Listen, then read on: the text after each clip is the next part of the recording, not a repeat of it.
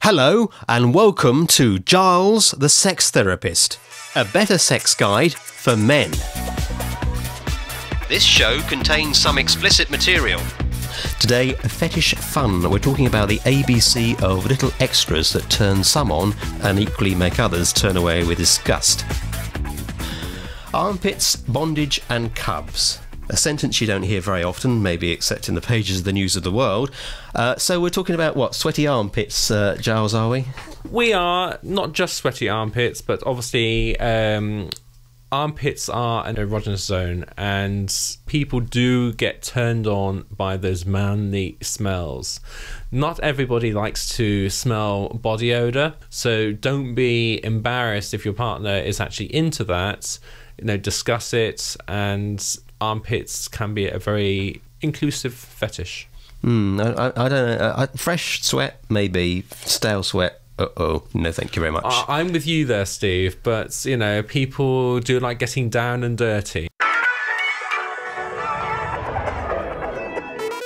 Okay, let's move on to bondage. Bondage.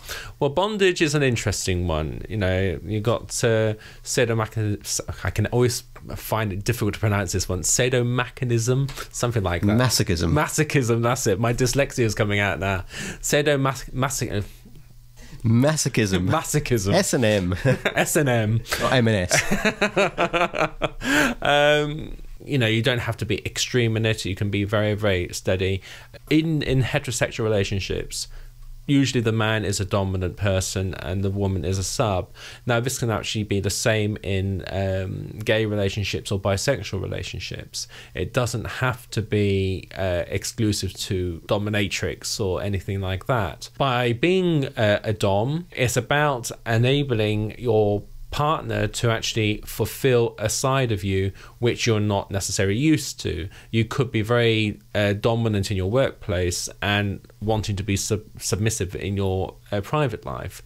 It doesn't necessarily have to do anything with sex, but it could just be about dynamics in your relationship. Now, you can be tied down, handcuffs. These are all forms of S&M.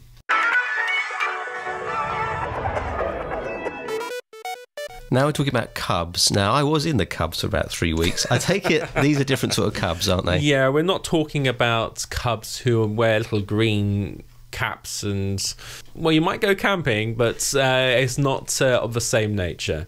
Cubs is a form of cubs and bear units within the sexual fraternity.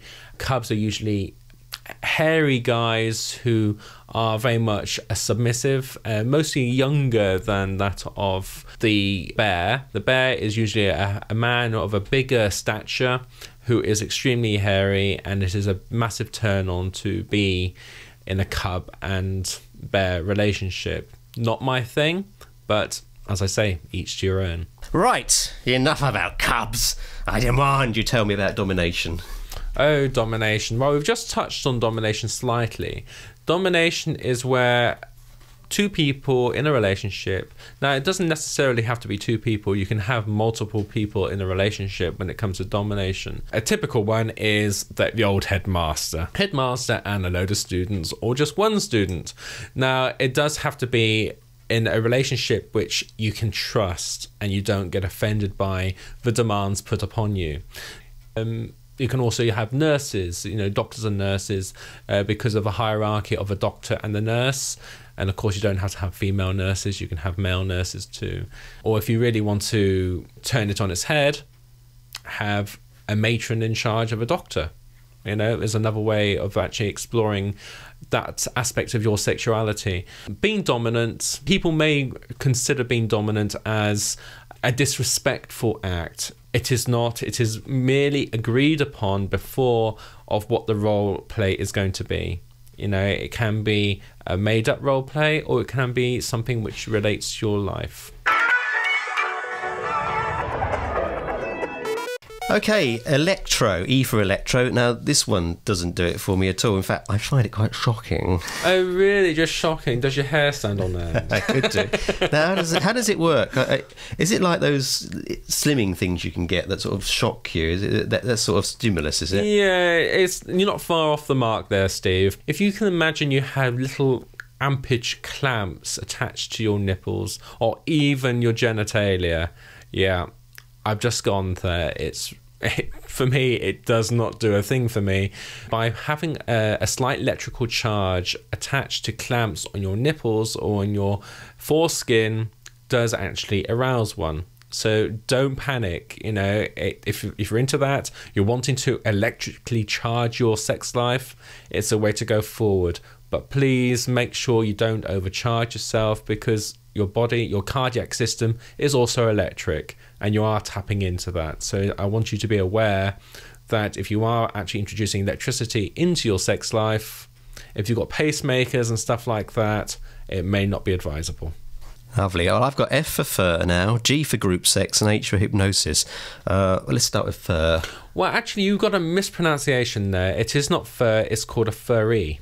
A furry. A furry. And that's not the French. Basically, furries are people who like to resemble animals in a sexual way. And I don't mean bestiality. I'm talking very much about people want to be a fox, and they will actually look at the animalistic tendencies of that animal and then have a sexual relationship with another person resembling another animal.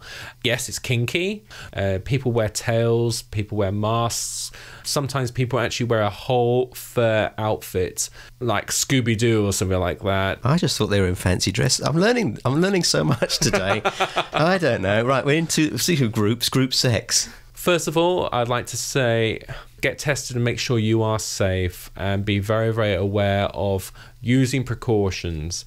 Group sex is all good and is all fun if that's what sails your boat, but please be aware that group sex can also cause high risk in STDs, sexually transmitted diseases. Make sure you and your partner are A, okay with actually having sex with other people, B, both safe, and C, make sure the people you are having sex with are not just people who you have met there and then, that you are actually agreed that they are safe too, especially if it's not protected.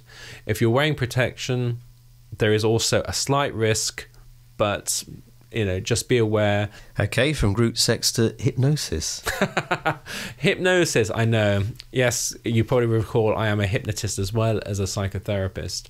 Hypnosis is a very good form of relaxation, especially if you are actually meeting somebody you have not got a relationship with for sex. But if you do have a relationship with somebody and you're wanting to enhance your sex life, relaxing, both connecting there, listening to soft music, getting yourself into a light trance state, or even doing something a bit more clinical by actually doing a hypnosis with a hypnotist. Right, now this one's got, to my mind, serious moral implications. Am I saying this right? Infantophilia.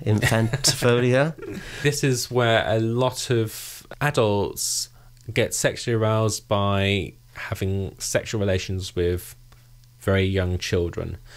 I'd like to stress, in this country and majority of countries around the world, this is illegal.